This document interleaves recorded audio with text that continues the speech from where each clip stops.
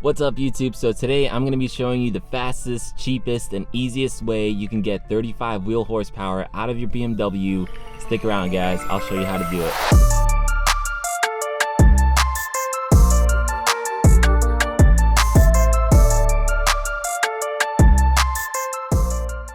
Okay guys, so what we're going to be using to get this extra horsepower is this right over here.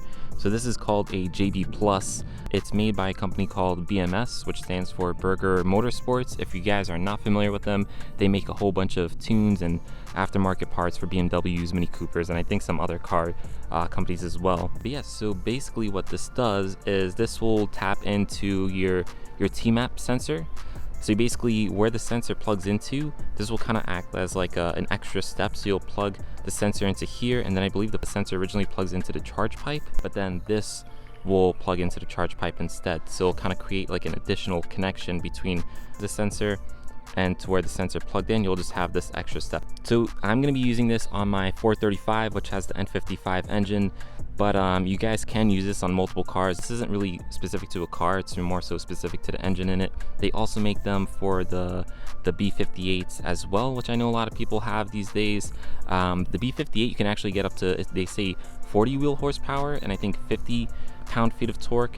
This one for the N55, it'll give you 35 wheel horsepower, 45 pound-feet of torque, and then for the N20, which is in like the 428s and 328s, I believe you'll get like 20 wheel horsepower, 25, something like that. So I'll throw up the exact numbers on the screen right now guys, so you can kind of see like the breakout, so you know what engine you have and then how much power you can kind of expect out of this. This thing is only $200, which honestly is not a lot of money for the amount of power that you're getting. So even if you think about it, like a cold air intake will probably cost you about $200 to $250, and a cold air intake, I mean, some people say they actually give you power, some people say they don't, but even if they do, it's going to be very minimal.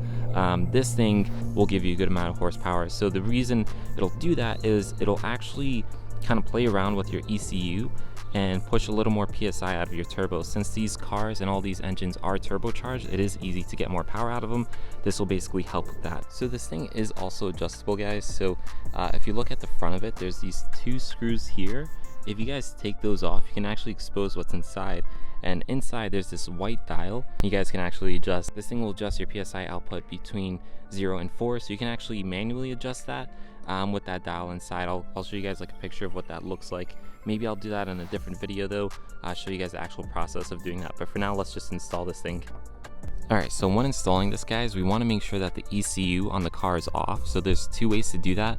We'll do the easier way just to kind of keep this easier for everyone to do, but there's two ways. So one is shutting off the car and leaving it off for a little while. So the other way guys is to actually disconnect the battery that's in the trunk. I mean, that's not hard to do, you guys can do it, but that does add an extra step. So let's just do it the easier way. So first you obviously want to unlock your car, and then you actually want to open up the hood, because that's where we're going to be working. So if you guys already know, just pull this twice in BMW fashion.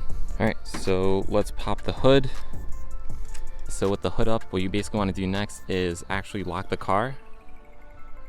So the car is now locked. The reason why we're doing that is so that the ECU can actually take some time to shut off. So BMS recommends that the car is off for about 5 minutes, but I'm actually going to play it safe and leave it off for a little longer. If you guys do have comfort access, which most of you will, make sure the key is just far away from the car while the car is off. So with this far away and with the car being off for a little while, I'm probably going to give it like 10-15 minutes.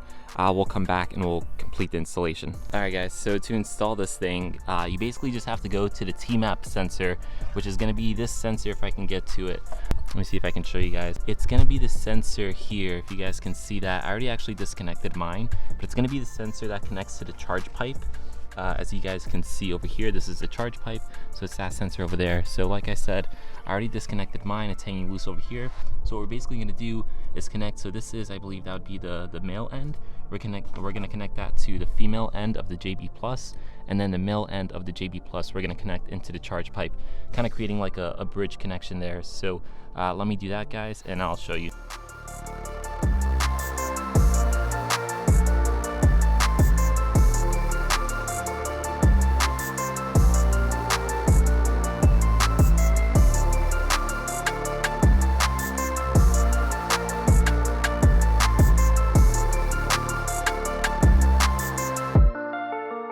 Alright guys, so now it's all connected. If you can see down here, you can see the JB Plus over there. So again, it's connecting what this used to connect to the charge pipe, now connects to the JB Plus.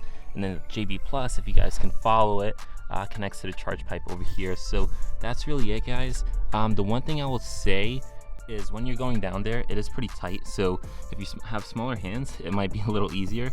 I don't have small hands, so it's pretty tough disconnecting it. If I can give you guys a better sense of like how to actually connect the sensor, I can actually show you the sensor over here on the air box. You guys can see the sensor over here. It's the same as the T-map sensor, so this one's just more exposed, so I can give you guys a good idea. So basically you want to clip down with your thumb on this, and you can see this little piece is going up. So you then want to get something flat and get underneath there, because just your thumb is not enough, trust me.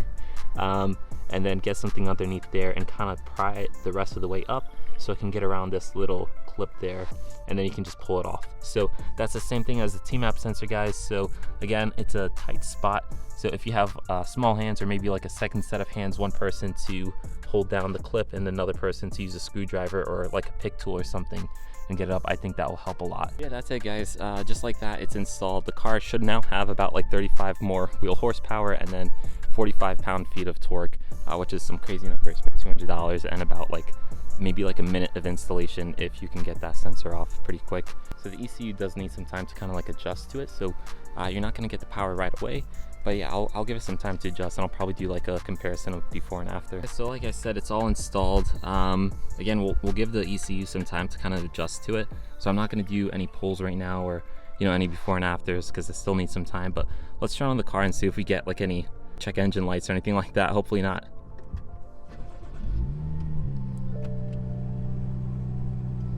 All right, so there we go, guys. No lights, no warnings. We're good to go. All right, guys, so just like that, the JB Plus is installed. Again, this is the cheapest, easiest, and fastest way to get more power out of your BMW. $200, you can't beat that. If you guys want it, I'll leave some links down in the description below. I'll leave links for the different motors. Again, you can use this for like the N55, the B58, the N20, some really popular common motors for BMWs. Again, I'll throw up the numbers in the description below so you guys can see exactly how much BMS says you'll get more with each motor and whatnot. I will be doing a video later on kind of showing like before and after of what this tune on, how different the car feels. Maybe I'll do like a review, if it's worth it, if it's not worth it. Personally, I think just from like the numbers and whatnot, I think it's definitely worth it. If you guys did like this video, if you found it entertaining or helpful, drop me a like, drop me a comment, let me know what you guys think. And if you like these videos, subscribe. I make them pretty often, and I will be making a review of this, so stay tuned for that. Anyways, guys, I'll catch you in the next one. Peace.